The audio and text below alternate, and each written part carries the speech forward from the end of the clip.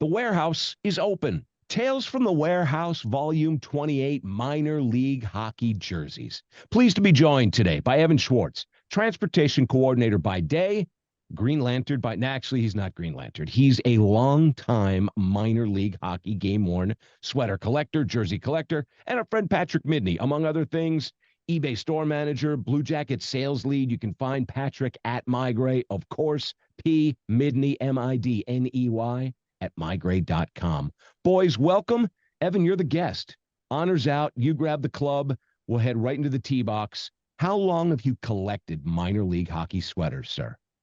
So I think I would say my first jersey that I collected, 2003, 2004, was at a Springfield Falcons game with my grandpa, and Pat remembers this. Games back in the 90s to early 2000s.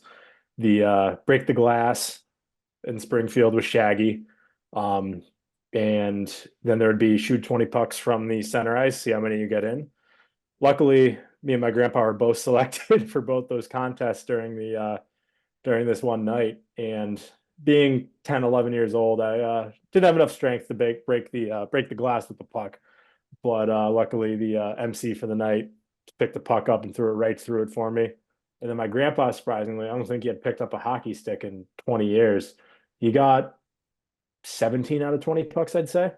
So we ended up with two warm-up jerseys that we won. I think one of them I still have, Dan Folk. Forgot who the other one was, but that really started my love for jerseys. And then I'd say I started collecting myself maybe 2010, 2011. Once I got a little older, end of high school. Oh, here's a few $100. You go to Falcons games anywhere, and Falcons used to sell some just fourth line scratches, ECHL jerseys for $75. There'd be some better players for $250, and that just started my love. Just once I started, I just couldn't stop. Did you find, Evan, that once you were there with Springfield and with other ECHL, what have you, did you stay there? Or did you gravitate over to the A or to other, minor league varietals, if you will? So I Springfield's always been my main. I've always tried to collect current, maybe not so much or less since the shutdown, but I've always tried to collect current players, current eras. And then I've gone through phases. I had a few Phantoms jerseys at one point, and a few River Rats, Albany. Uh, Late 2010s, I really delved into, once I moved up to Boston. I was going to a lot of Manchester Monarchs games once they were in the ECHL. They, being how they unfortunately were, and how their team folded, that last season they just cleared out inventory. You could go in there and get four gamers for $200-300. So I definitely went through a lot of those. I still have, I think, about 5 Monarchs gamers. But since then, it's really, I focus on Springfield as I get older, and it's not more about quantity, more about quality at this point. So I'll go for, if I find a good Springfield jersey, Pat has a few that I would like, but I'll really go for the older stuff now. Not so much more the modern, just stuff I just want the stuff when I was younger, just that got me into Springfield hockey, and just that means more to me now, getting the older jerseys. Totally understandable. And we'll get back to the fact that it's all, and again, I've now done, doing 28 of these. There's so many. The common thread is grandpa, dad, aunt, uncle, family member who not necessarily got you indoctrinated into the hobby, Evan, but got you to a game where a love of the hockey seed was dropped in your little glass of water, and you're like, dude, this is kind of awesome. And again, for you, it was the fortuitous nature, really big SAT word there, but the fortuitous nature of Shaggy and the host and the shatter the glass, the break the glass promotion. Like, if none of that stuff happens, do you still think that you would have jumped into the hobby? And I know that's probably like the $1 million question. I'd say for jerseys, probably still. That was only my first experience with warm-up used, game used in that nature. I had actually been going to Springfield games since I was born. My Hmm. grandpa he started going to Indians games in the late 50s, the Eddie Shore days, hanging around with Ace Bailey, Oh, wow. the old names. His most vivid memory is Mike Amadio having a 5 goal game. He will tell that story over and over again. But so I had been going since I was young. So I definitely I grew up with Springfield, even though I lived in right next to Hartford, and we'd still go to Wolfpack games time to time. I'd go with my dad or such, but Springfield was definitely my number one growing up always. Speaking of the Wolfpack, a guy who's had one or two pretty prominent pieces pass through his collection, Patrick Mindy, joining us as well.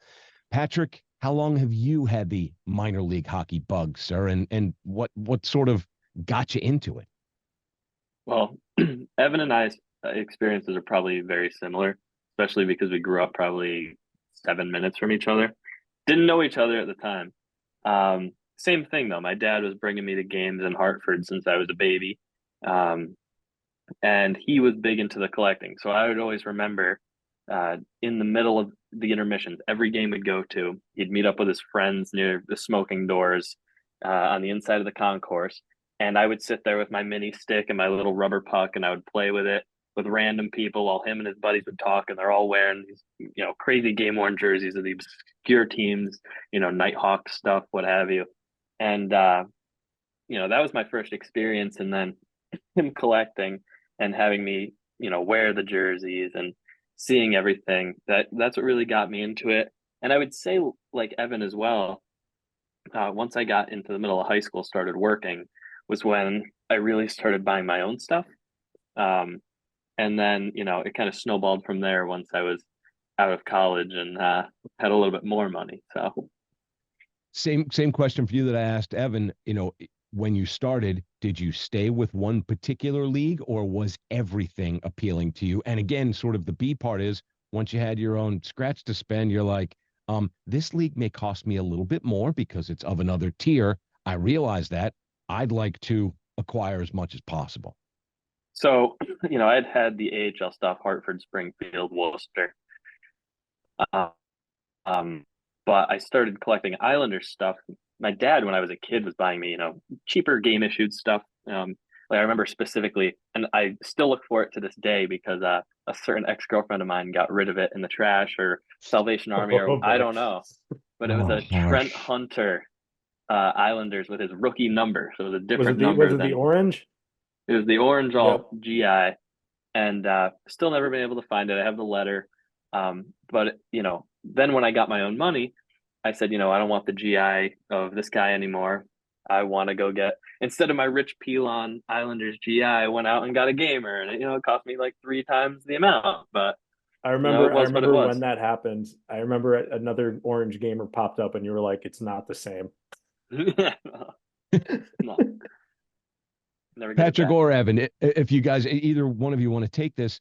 So you mentioned, and Patrick, I love the visual of dad goes out to the smoking doors and is talking to his boys and what have you, and some of them perhaps are burning a grit, so to speak, and you're playing with your stick or what have you. Can you, if you remember, or Evan as well, do you remember what your first experiences were in the arena where gamers were for sale or not for sale, and sort of what that table experience was like, if you can recall? So the Falcons they've changed the setup ever since the Thunderbirds came in. So it used to be just a small merch stand, and it was just one of those ones where the doors swing out, you got all the displays and all the stock. Um, they'd have a table to the left of it where they would just lay out. This was, I think, 2010, 2011, 2011, 2012 years. They'd have a table where they just fold up the jerseys, lay them out. Um, and every game there maybe be 5, 6 new ones. Some would sit for a few weeks, some would sell instantly. I remember to the left of it, they had a setup with a wall with all the old game used sticks. So people they'd get mad at us. We would take the sticks, and this friend of mine, his son Logie the goalie. If you look him up with Springfield Falcons, will pop up somewhere. But he would dress up as a goalie when he's like 4 or 5. So his dad, Ian, a friend of mine, would bring like a little foam ball. We'd take the game used sticks and shoot it at him right next to the gamers. And as soon as we're done with that, put the stick back, look at the gamers. Oh, do I have $200 this week? Let me buy one. Um, but I do remember going to a Falcons equipment sale. I'd have to say '08 in a Bridgeport one with my uncle. So my uncle also collected in the 2000s. He had a decent little AHL collection. I'm not sure how many he has left, but I do remember going to some mid 2000s equipment sales. Um, this is when like $50 was like winning the lottery to me. So I think the most I got out of it was maybe a helmet that might be in my mom's basement somewhere. But I really didn't pay attention to the jerseys then. I'm sure if I had, I would have some nice pieces now that fraction of what they would be going for nowadays. But those are really my first experiences with seeing jerseys. Pat, I'm sure same thing. I was just gonna say the right now in the NHL you got maybe off the top of my head three teams I can think of that do the sales in person. But back when we were kids, I mean, we had Springfield, Hartford, Bridgeport, Worcester, Providence, all doing sales. So I remember going into like the Bridgeport Sound Tigers locker room in 2003, and you'd have all the jerseys in there, all the gear.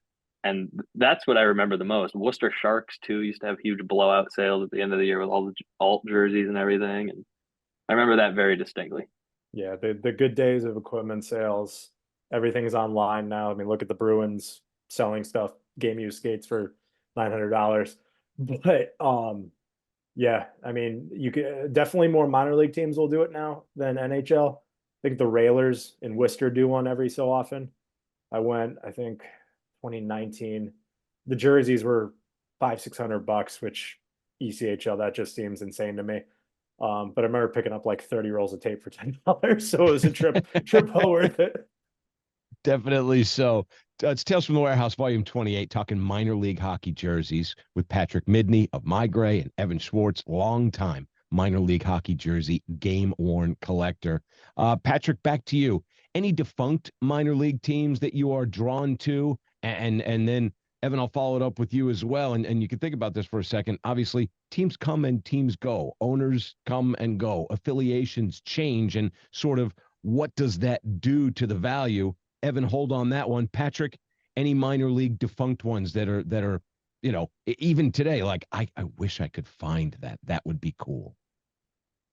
Yeah, so I mean, there's two schools of thought I have when it comes to that question because there's the defunct organizations that completely don't exist anymore, or the ones that transformed into, Springfield's a good example. Indians, Falcons, Thunderbirds. So really Danbury Trashers, because I grew up with my dad going to the games. I remember that distinctly. Evan probably would agree. Beast of New Haven is another one. Those were just so odd. And, I remember anytime you'd go to get new hockey skates or sticks at the pro shops, in any of the towns, they'd have all the replica jerseys. And I'd always see Beast of New Haven jerseys, the blanks everywhere. But those are my two when it comes to, defunct completely. And then, a lot of people know I collect Lowell Lock Monsters is a big one for me. Mm-hmm. And then all Springfield Falcons, and I've started to get some Indians, but it's a little harder. Evan, over to you as far as defunct or like even a white whale that may still be in existence, but they're hard as as blank to obtain. I'd say I really, besides the Falcons being the only defunct, because I've really centered my collection. I don't really collect outside anymore. I just try and center it. Um, I'd say it really depends on the franchise. So like Pat says, so you look at the Indians, early Falcons jerseys, Ice Cats, Lock Monsters, River Rats, teams that had the Beast of New Haven. You look at teams that had really unique logos, amazing jerseys. Those now, while there might be out there, they're not necessarily the cheapest jerseys to buy. Mm-hmm. While you look at a defunct franchise, like go look at the Albany Devils, you can go on eBay, Marketplace, wherever. If you really want one, you can find one for like 100, 150 bucks. Yeah, I really think it depends on how people view the team. And obviously the older the better, but these defunct franchises from the 90s, those are always going to be harder to get. While these defunct franchises from the 2010s, late 2000s, those I'd really say are much easier to obtain. Also because of some teams wear 2-3 sets I mean, that's known in the hobby. Vintage jerseys, they wear them less. Modern jerseys, they wear them all the time. So, I mean, yeah, I mean, it's the vintage stuff is always going to be the white whale for everyone. And then the modern stuff, it pretty much always going to be available. Beyond understandable. And again, I've done a little bit with, and I'm learning today. So this is good. Thank you both for hanging out with me and teaching me, whether it's, and I'm going to get this wrong, or maybe I'll get it right. The different manufacturers, that was the part that always amazed me where, CCM, Adidas, Nike, Coho, this, that, the other, like those you've seen at the pro level, and everybody wore them, because of the national deals or the deals with the league. But you'd see Jersey Express, or you'd see insert company here, or you'd see Scott's Fabrics on, on a Danbury. And the inner labels I always got a kick out of, boys. Any sort of stories or anecdotal information as you continue to collect, you're like, oh yeah, this was made by so-and-so. These wear tremendously. And then you see the logos, and sometimes you would say, look how ornate this is. This is tremendous. And other times you would say, oh my gosh, this is like my kid's little league uniform with iron on, not even sublimated. That'd be too high class. It's like somebody's mom was ironing on decals for numbers or for a chest crest. And you're like, this passed? Yeah, it passed the muster, and the league said, show must go on. Patrick, you're nodding with great approval or mocking me, and both are accepted here. There's one that I'll always reference, and a lot of guys around here know about it because I've talked about it so much, is the Hartford Wolfpack inaugural blue jerseys. And we've had some for sale. Yeah, you'll see them there. I wish I had one to show you. They're athletic knit, the AK on the bottom with the little rubber logo. And they were, they ordered Bauer for the original jerseys, but they weren't ready in time. So they wore the AK jerseys. And I believe they wore them for about a month or so into the season. So rather than, I know I have the Dale Purinton with the inaugural game patch from their first game. And it was worn for like a month with the patch still on it until they got the Bauer jersey. So that's always an odd one because they pop up here and there. Evan, over to you. So with jersey makes, so for me personally, I'm on 2 beer league teams. The jerseys we use now, most of these manufacturers, they do that Adidas style collar and everything sublimated. So if you look at, so there's a lot of people who have a big interest they only collect the specialty jerseys. If you look at the quality of a lot of specialty jerseys from, I'd say ECHL, SPHL, they are 95% of the time sublimated. And the quality is just, I mean, they do that to keep costs down, but the quality is just brutal. And I remember in 2014, during the Falcons' 20th year, we were all stoked. They were going to bring back the original logo. It was going to be a special jersey, and they end up doing a disastrous. The design was just like a navy blue with some red stripes on the shoulder and a few on the sleeves. It was brutal. And the 20th anniversary patch, like if it was a sewn patch, would have been amazing. It was screen printed. And everyone was let down. You can find those jerseys for like $200 now if a gamer pops up. But it's just when teams stray away from the main manufacturers, especially during that time period, the quality was just horrendous. I think a lot of jerseys now, so I know the Hartford Wolfpack, I'm doing it. They've been using Violent Gentlemen, who they started out as an apparel brand. And I mean, their apparel is awesome. You can find it all over. But they've been using it for, I think it was supposed to be a 1 or 2 game, was it the 25th anniversary? It was supposed to be 1 game because they're doing the submarine logo. And now they've been wearing them since, I mean, probably around what? February? Yeah, February. So at least like 10, 12 games. So these specialty jerseys now full-time alternates. And they, just by looking at pictures, they've held up. So the quality you get now from these like third-party manufacturers that isn't CCM, that's not SP, AK, Adidas, it's outstanding now, especially for the AHL. I know the Thunderbirds, they've done Falcons throwbacks the last 3 years, and they look incredible.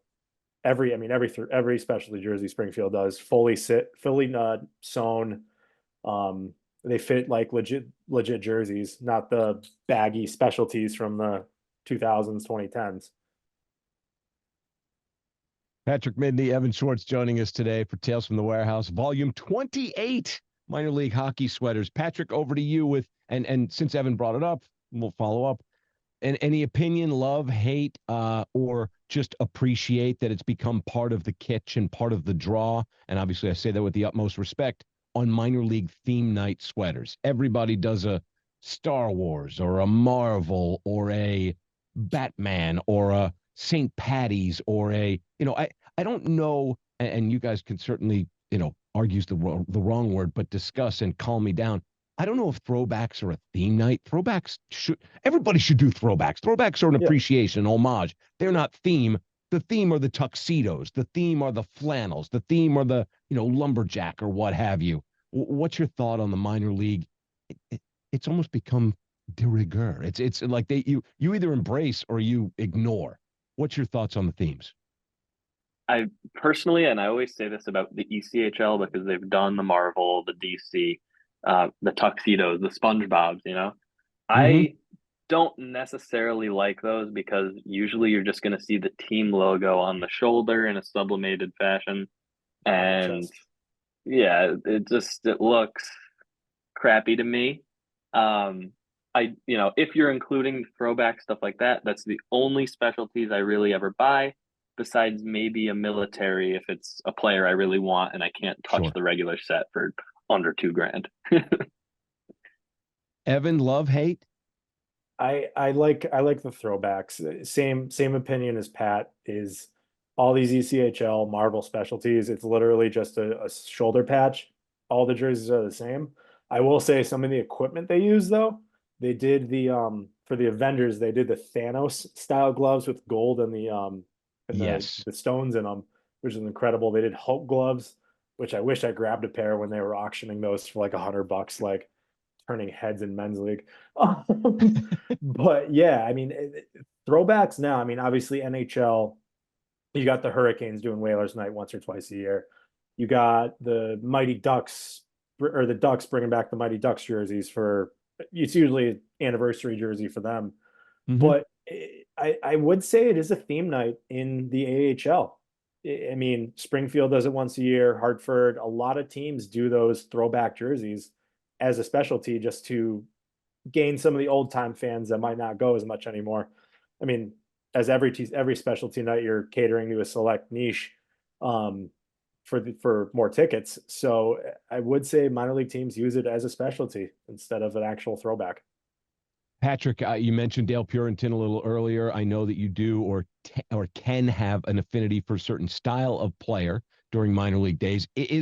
Do you follow a theme? Is it, former NHLers or the tough guys or the prospects, or like you mentioned with, hey, if it's military night and it's a player I want, I'm going for it. Is there a cookie cutter that you try to follow, or kind of they all appeal? It's the logo, it's the style less than the player. So I started collecting just to get every style that I saw growing up or that I played with on the EA Sports games. When it came to, what I focused on solidly, it's the fighters. That's my favorite, especially on the teams like the Falcons or the Wolfpack. So PJ Stock's my number one. Mitch, stuff like that. And then I have the AHL jerseys of NHL guys. So like my Lock Monsters Chara or the Shane Doan Falcons, stuff like that.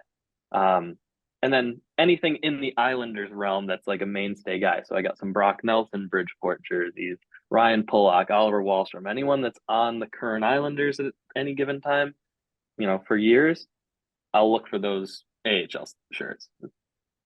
Evan, you mentioned being Springfield centric. Any players appeal to you? Yeah. 1 second. I'll grab them.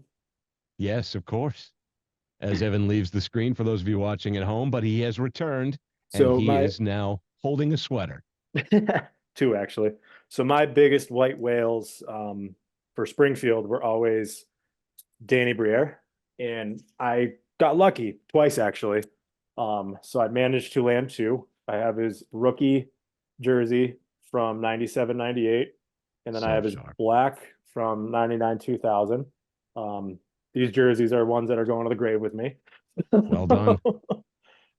I have two of his flyers, so I've always collected around players. So I think my biggest collections were I had Briere. Yep. For showing random bobbleheads, I'll beat that. That's my Matt Briere Zuccarello and Falcon. Wolfpack. I That's think I got awesome.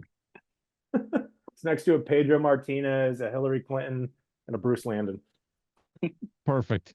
Perfect. But I would say so I've always collected around players. So Briere, Jean-Guy Trudel, they were probably two of the biggest Falcons names of all time. Haven't landed that Falcons Trudel, but I got two of his Coyotes and I got his St. Louis Blues.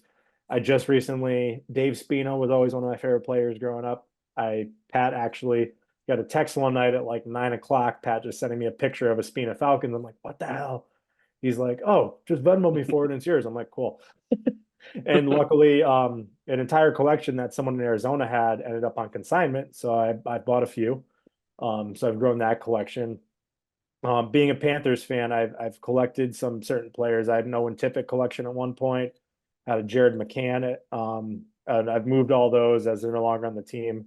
So I've stopped investing in younger NHL prospects that'll just get traded now. But yeah, it's always been about certain players and certain teams for me, not so much different styles or I really want this. It's always something based around. Evan Schwartz, Patrick Midney joining us today to discuss minor league hockey jerseys. It's Tales from the Warehouse, Volume 28. Evan mentioned consignment, and obviously there's a lot of ways to try to find. Patrick, any advice for a beginner collector of the minor league sweaters and how to just sort of start out? One of the biggest examples would be in Springfield. James Neal was, down with them when they went to the Calder Cup Finals, and his jerseys were auctioning for a minimum of $2,000. I waited a little bit. I got one on Dash later on for $800 or so with the finals patch. Wasn't used in the finals, but it was a conference finals and regular season shirt. So nothing will ever keep that really high value it goes for on the auctions. I mean, very rarely do I ever see anything like that keep its value. Evan, Minor league. all right, so point one is patience, and then from you, sir. Yeah, minor league jersey. I agree with Pat. Minor league jersey pricing, especially with the auctions, considering that's how you get most through minor league teams now, is just the last 3-4 years. It's insane. Like you said, mascot jerseys going for 2K when it goes more than some star players, top prospects. It just every time if you look in a lot of minor league fan groups, I think I'm in a Checkers one, Springfield, Hartford, but people will list all the auction prices, and you can really see throughout the year how some players just this also goes to beginners. It's players when they're being hyped up, if they're on a good stretch, the jersey prices just shoot up. They don't do anything. They're playing fourth line minutes, they shoot down. So I would really say unless you really want it and you have the money for it, go for it. But if not, I'd say wait till the hype dies down. If you really want this player and you buy middle or end of the season, you're going to be paying a premium that jersey will not hold the value. And I would say wait, if you really want it, wait a year or two down the line. If this, especially in minor leagues when players only last 2-3 years on the team, I see way too many fans that get emotionally attached to these players and they will pay anything. But if you wait, you will find the jerseys you want for good prices. I've seen it in Springfield. I've seen it in Hartford, but patience is key. Know what you're going for. Don't just bid at the first thing you see. Know what type of player they are. If it's going to go high, it's going to go low. And check your sources. You have eBay, you have Facebook Marketplace, you have the Facebook groups, you have Dash. Some pop up on Mercury or whatever that one of those like apparel resale sites is. There's really Sideline Swap. You can find some good stuff on there. I have admittedly myself found a few good deals on there. And if you do see something that is a good price, for minor league, it's usually legit. It's not like these Chinese NHL jerseys popping up and someone listed as game worn because they don't know what they have. Patrick, over to you. MeiGray.com, not only obviously NHL, NBA, but there are minor league sweaters. And you being a collector, not only do you work there, but you peruse and you're involved. And tell the fine listeners to this Tales from the Warehouse, Volume 28, minor league hockey sweaters, about the current air quotes around that, what they will find in the minor league hallways of MeiGray.com.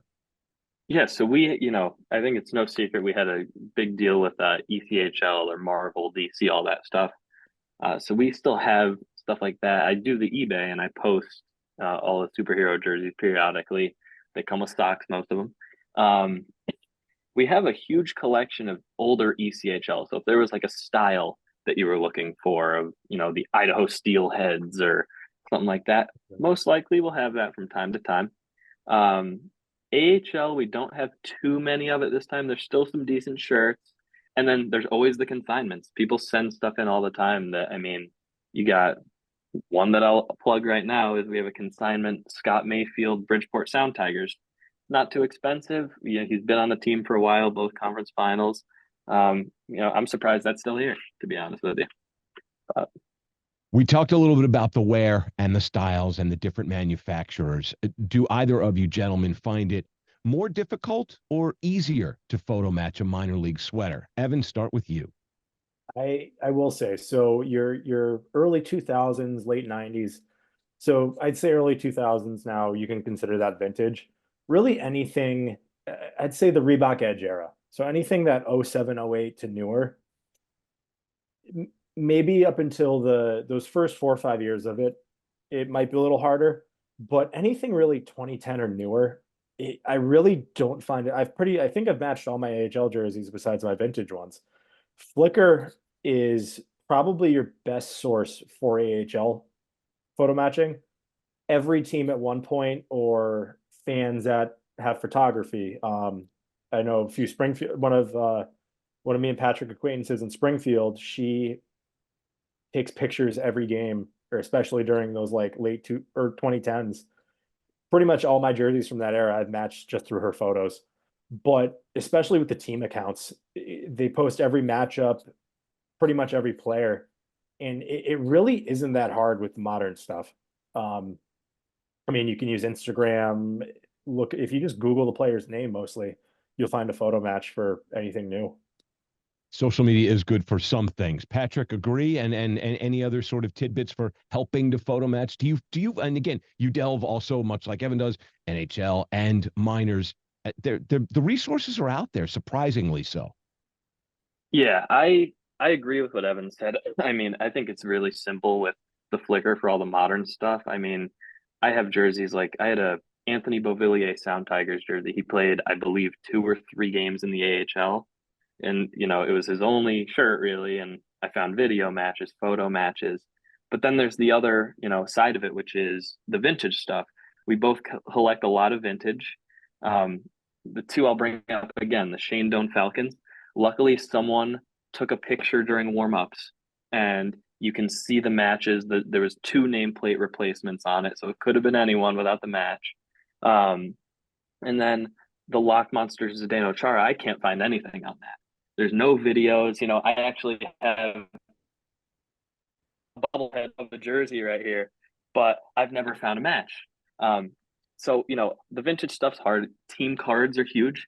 I actually have 2 cards that sit on my desk that are 2 different Springfield Indian jerseys that I acquired this year.